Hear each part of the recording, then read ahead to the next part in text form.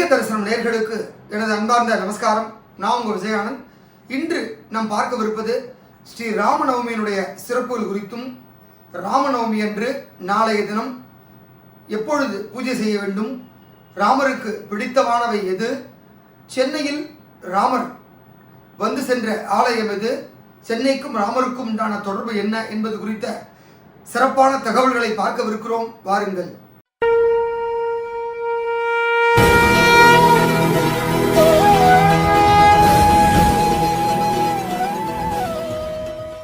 பங்குனி மாதத்தில் சுக்லபக்ஷத்தில், அதாவது வளர்பிறையில் வரக்கூடிய நவமி அன்னைக்கு தான் வந்து ஸ்ரீராமர் ஜனனமானார். அன்னைக்கு வந்து புனர்வசு நட்சத்திரம், அதாவது புனர்பூச நட்சத்திரம் ரொம்ப சிறப்பான நட்சத்திரம். பங்குனி மாதத்தில் அமாவாசைக்கு பிறகு வரக்கூடிய அந்த 9வது நாள் நவமி அன்னைக்கு புனர்பூச நட்சத்திரத்தில் ஸ்ரீ ராமபிரான் அவதரித்தார்.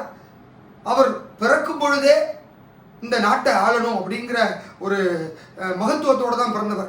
அயோத்தியை ஆண்ட தசரத மகாராஜாவிற்கு மூத்த மகனாக பிறந்த ஸ்ரீராமர் வந்து ரொம்ப வேள்வியில் பண்ணி தான் தசரத மகாராஜா வந்து ராமனை பெற்றெடுத்தார். அவர் பிறக்கும் பொழுதே மகாராஜாங்கிற ஒரு மிகப்பெரிய பெருமையோடு தான் பிறந்தார். ஸோ அழகான குருகுல கல்வியெல்லாம் முடித்ததுக்கப்புறம் ரொம்ப சிறு வயதிலேயே வந்து அயோத்தியினுடைய மன்னராக முடிச்சு விட்டார் அவருக்கு அவங்களுடைய அப்பா தசரத மகாராஜா. இருந்தாலும் கைதேயனுடைய சூழ்ச்சியினால் அவர் 14 ஆண்டுகள் வனவாசம் மேற்கொள்ள வேண்டியிருந்தது. அந்த வனவாசத்தையும் ரொம்ப சிறப்பாக சிரம் தாழ்த்தி அப்பா சொல்லிட்டாரு அப்படின்னு அடுத்த க்ஷணம் மறுபேச்சு பேசாமல் ஏற்றுட்டு கிளம்பி போனார். அதுதான் பெரிய எடுத்துக்காட்டு.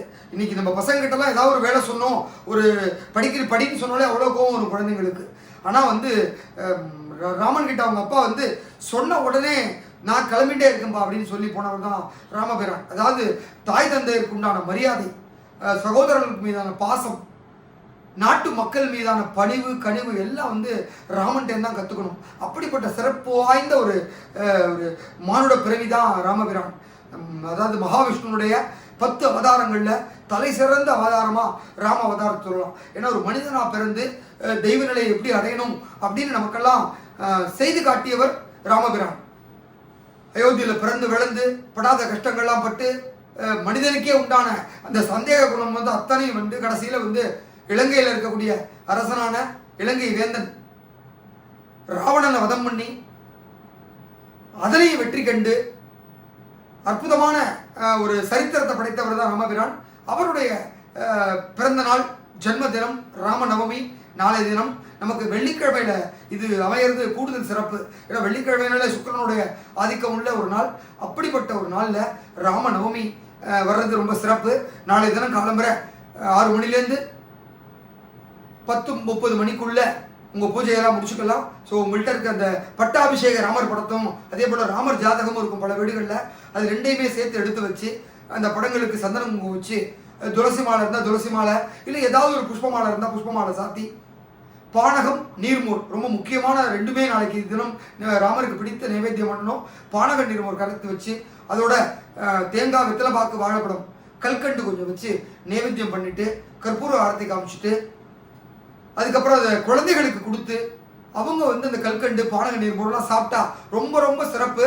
அதே போல் இந்த ராமன்கிட்ட வந்து எது கேட்டாலும் உடனே அனுகிரகம் பண்ணக்கூடிய ஒரு அற்புதமான தெய்வம் ராமபிரான்.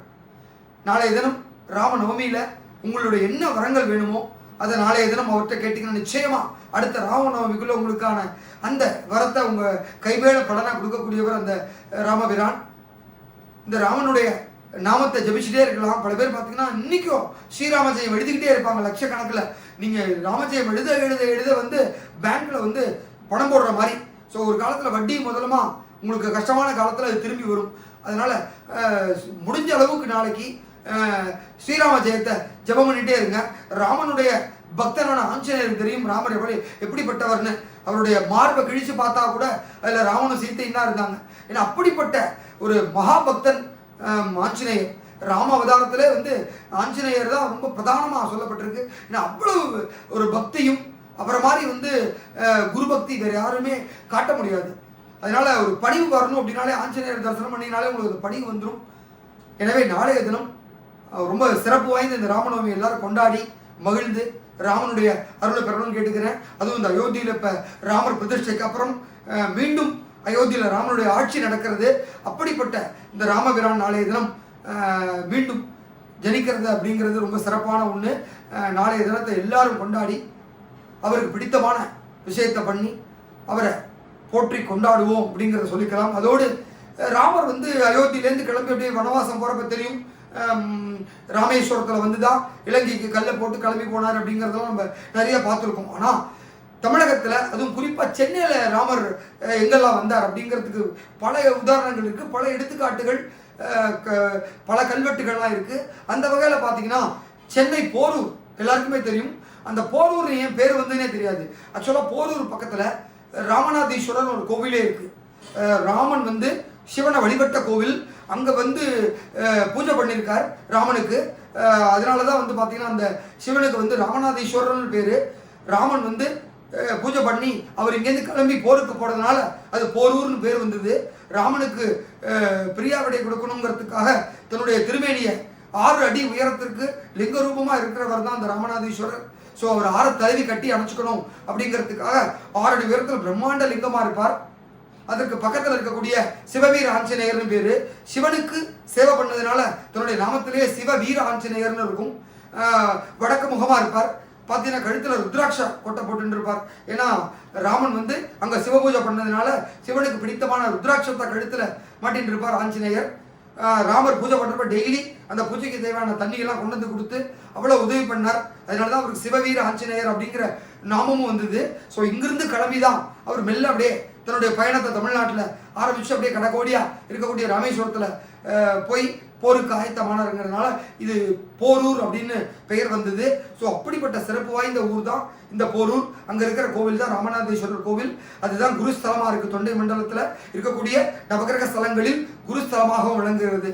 இது ஒரு ராமாயண காலத்தில் இல்லை உள்ள தொடர்பு. அப்புறம் பார்த்தீங்கன்னா அந்த ராமர் வந்து மீண்டும் வந்து எல்லாத்தையும் முடிச்சுட்டு சீத்தையை கூட்டின்னு போய் ஆட்சி பண்ணுறப்ப அங்கிருந்து வந்து அஸ்வமேத யாகம் பண்ணணும் அப்படின்னு சொல்லி தன்னுடைய அஸ்வத்தை, அதாவது குதிரையை வந்து திக்விஜயம் பண்ண எல்லா நாட்டுக்கும் அனுப்புகிறார். அப்படியே ஒவ்வொரு நாடாக வந்தப்போ இங்கே இந்த பாரத தேசத்தில் இருக்கக்கூடிய பரத கண்டத்தில் நம்மளுடைய தமிழக இந்த இந்து பூமியில் வர்றப்ப இங்கே வந்து நம்ம கோயம்பேடுன்னு இப்போ சொல்கிறோம். அப்போ வந்து அதோட பழைய பேர் ஒன்று உண்டு.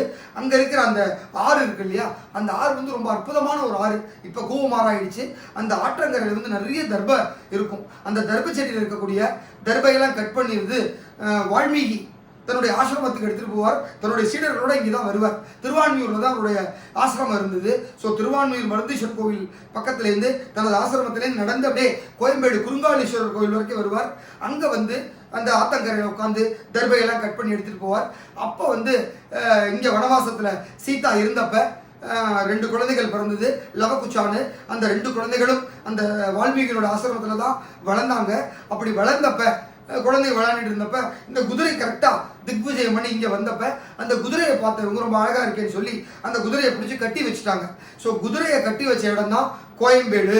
கோயம்பேடுங்கிறது பேடுனாலே வந்து குதிரை, கோயம் அப்படின்னாலே வந்து குதிரை கட்ட இடம்னு பேர். ஸோ குதிரையை கட்டி வச்சிருந்த இடம் அப்படிங்கிறதுனால தான் அது மருவி இப்போ கோயம்பேடு அப்படின்னு மாறிடுச்சு. ஸோ லவனும் குச்சனும் சேர்ந்து ராமனுடைய அஸ்வத்தை குதிரையை கட்டி வச்ச இடம் இது அப்படிங்கிற பெருமை அங்கே உண்டு. அங்கே வைகுண்ட வாசப்பெருமாள் அப்படிங்கிற பெருமாள் கோவில் ரொம்ப சிறப்பான ஒரு கோவில். அந்த கோவிலில் பார்த்தீங்கன்னா சீதா தேவி கர்ப்பவதியாக இருக்கிற மாதிரியான ஒரு விக்கிரகம் இருக்கும். ஸோ வேறு எங்கேயுமே அது மாதிரியான ஒரு விக்கிரகத்தை பார்க்க முடியாது. சீதா தேவி கர்ப்ப காலத்தில் இங்கே இருந்ததுனால அதே கர்ப்பத்தோடு இருக்கிற மாதிரியான பிரசவத்திற்கு முன்னாடி கர்ப்பவதியாக இருக்கக்கூடிய அந்த சீதாதேவியுடைய விக்கிரகம் அங்கே இருக்கும். அதே போல் மறுபுரி திரித்த கோலத்தில் ராமபிரான் இருப்பார். எப்படி வனவாசத்தில் இருக்கிறப்ப அவரும் வந்து ராஜா உடையில இல்லை இல்லையா, அதனால அந்த மாதிரி ஒரு விக்கிரகமும் இந்த கோவிலில் இருக்கிறது கூடுதல் சிறப்பு. இனி வருங்காலங்களில் கோயம்பேடு போனீங்கன்னா குறுங்காலீஸ்வரர் கோவில் பக்கத்தில் இருக்கக்கூடிய வைகுண்ட வாசப்பெருமான், அந்த பெருமாள் கோயிலில் போய் இந்த ராமனையும் சீதாவையும் தரிசனம் பண்ணலாம். ரொம்ப சிறப்பு வாய்ந்த ஒரு கோவில். லவகுச்சா அங்கே வந்து அஸ்வத்தை கட்டி வச்ச இடங்கிறதுனால அந்த சிறப்பும் அந்த கோவிலுக்கு உண்டு. ஸோ இப்படியாக சென்னைக்கும் ராமாயணத்துக்கும் ராமருக்கும் உண்டான தொடர்பு மிகவும் பெரியது. இந்த ராமநவமி நன்னாளில் அதை பற்றி நம்ம தெரிஞ்சுக்கிட்டது கூடுதல் சிறப்பு. நன்றி, வணக்கம்.